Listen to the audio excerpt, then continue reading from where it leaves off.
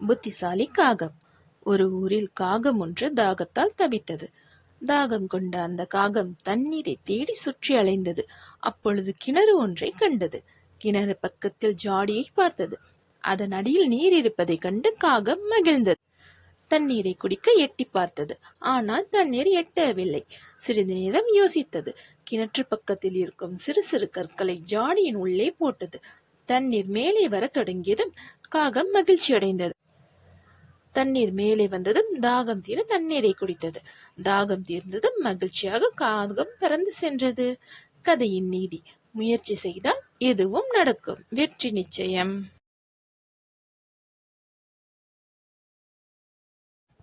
சிங்கமும் எலியும். ஒரு காட்டில் ஒரு மரத்தடியில் சிங்கம் ஒன்று உறங்கிக் கொண்டிருந்தது. அப்பக்கமாக ஒரு எலி வந்தது. தூங்கிக் கொண்டிருந்த சிங்கத்தின் மேல் அது ஏறி விளையாடியது. தூக்கம் கலைந்து கண் விழித்த சிங்கம் எலியை பற்றியது.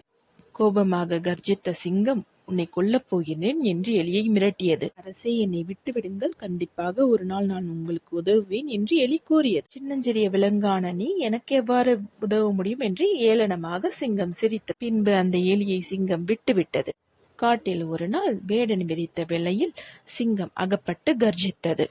சிங்கத்தின் கர்ஜனையை கேட்டு எலி ஓடி வந்தது. வலையில் அகப்பட்டிருந்த சிங்கத்தை கண்டது. தன் கூர்மையான பற்களால் வலையிலிருந்து சிங்கத்தை விடுவித்தது. சிங்கம் தன் தவறை உணர்ந்தது. சின்னஞ்சிறிய விலங்குகளை நான் இனி ஏளனம் செய்ய மாட்டேன் என்று சிங்கம் கூறியது. சிங்கமும் எலியும் நண்பர்களாயின. விசுவாசமான கீரி.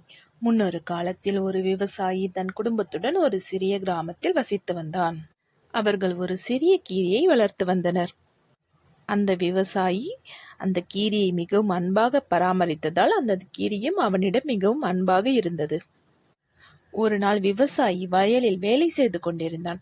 அவனுடைய மனைவிக்கோ சந்தைக்கு செல்ல வேண்டியிருந்தது. அவள் தன் சிறு குழந்தைக்கு உணவு ஊட்டிவிட்டு அவளை தொட்டிலில் தூங்க வைத்துவிட்டு தன் கணவனிடம் சொல்லிவிட்டு சந்தைக்கு சென்றாள். விவசாயியும் குழந்தை தூங்கிக் கொண்டிருந்தால் வயலில் வேலை பார்த்து கொண்டிருந்தான். தூங்கும் குழந்தையுடன் கீரி மட்டும் தனியாக இருந்தது.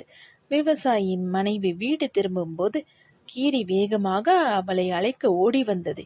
கீரியை பார்த்தவுடனே அவள் செய்வதறியாமல் தன் கையில் உள்ள சாமான்களை வீசி எறிந்துவிட்டு, நீ என் குழந்தையை கொன்றுவிட்டாய் என்று அலறினாள். ஏனெனில் அந்த கீரியின் முகம் முழுவதும் இரத்தக்கரையாக இருந்தது. உடனே அவள் ஒரு பெரிய கல்லை எடுத்து தன் பலம் கொண்ட மட்டும் கீரியின் மேல் வீசினாள். கல்லடி தாங்காமல் அந்த சிறிய கீரி இறந்து விட்டது. விவசாயியின் மனைவி அதன் பின் வீட்டிற்குள் நுழைந்த போது தன் குழந்தை தொட்டிலில் விளையாடி கொண்டிருப்பதையும் அருகில் ஒரு பாம்பு இறந்து கிடப்பதையும் கண்டாள். விவசாயியின் மனைவி தன் தவறை உணர்ந்தாள். உயிரையே பணயமாக வைத்து தன் குழந்தையை காப்பாற்றிய அருமை வளர்ப்பு மிருகமான கீரியை அவள் தவறுதலாக கொன்றுவிட்டாள். சத்தம் கேட்டு ஓடோடி வந்த விவசாயி நடந்த அனைத்து விஷயங்களையும் அறிந்து மிகுந்த மனத்துயரத்தில் ஆழ்ந்தான். குழந்தையை தனியே விட்டு சென்றதை எண்ணி இருவரும் மனம் வருந்தினர்.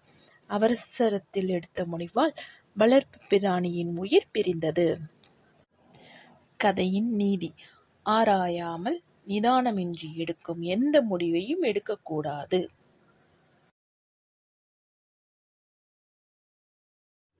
அழகிய கொம்புகளால் ஆபத்து. கலைமான் ஒன்றுக்கு தாகம் எடுத்தது. அது நீரை தேடிச் சென்றது. காட்டில் ஒரு நீர்நிலை இருந்தது. அங்கு கலைமான் வயிறு கொள்ளும் அளவுக்கு நீர் குடித்தது. அப்பொழுது கலைமான் தன் நிழல் உருவத்தை நீரில் பார்த்தது. அது தன் தலையில் இருக்கும் மரக்கிளைகளை போன்ற கொம்புகளை கண்டது.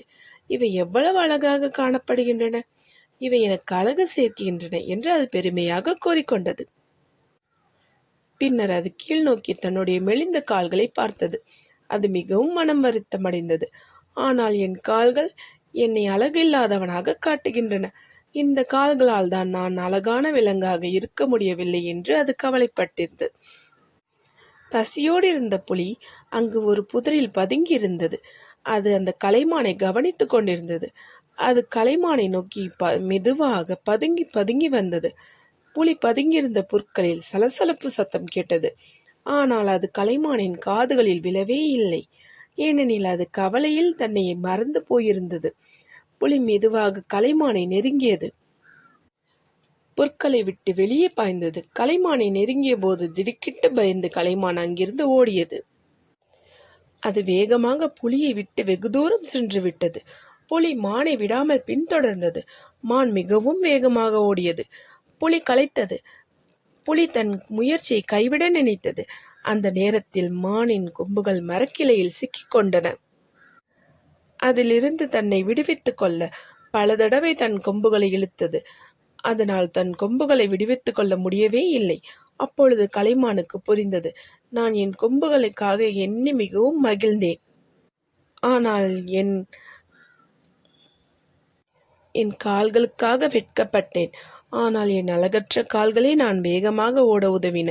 என் கொம்புகளால் தான் நான் மரக்கிளையில் சிக்கியுள்ளேன். இதனால் தான் புலியிடம் அகப்பட்டுக் கொள்வேன் என்று வருந்தியது. மான் மரக்கிளையில் சிக்கியிருந்த வேளையில் புலி அதனை நெருங்கி வந்து விட்டது. பின்பு கலைமான் கால்களால் துள்ளி குதித்து தலையை வேகமாக அசைத்து கொம்புகளை விடுவித்து மரக்கிளையிலிருந்து தப்பித்து வேகமாக ஓடியது.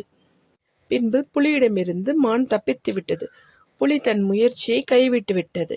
மான் வெற்றியடைந்தது. கதையின் நீதி: அழகின் மீது கர்வம் கொள்ளக்கூடாது.